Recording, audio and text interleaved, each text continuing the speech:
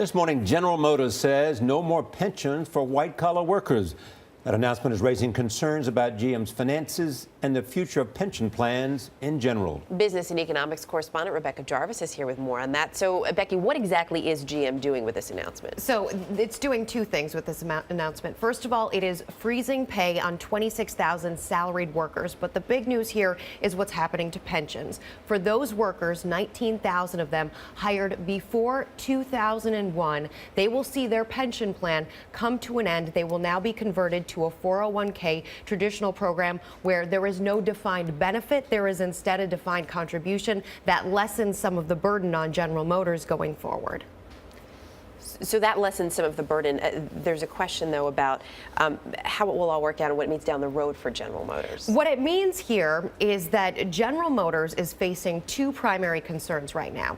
One of them has been occurring for many years now. That is the pension plan. The fact of the matter is pensions are a huge liability. They're a huge obligation in general for car companies, for the automakers in Detroit. It's one of the reasons that the automakers face so much trouble when our economy started to slow down. That's one issue. The other issue here is the European situation. Europe has been slowing down, so that's something that's less of their control, but there are still 500,000 workers who have now left General Motors, who they are still paying pension plans to. That's a $9 billion shortfall that General Motors is facing, and in a company that's making about $8 billion in profits, that's really hard to continue to pay out over time. What about the bailout and where that stands? How does this affect taxpayer money? It's important to taxpayer money because as one of the two major burdens facing General Motors, to lessen that burden, to stop paying into pension plans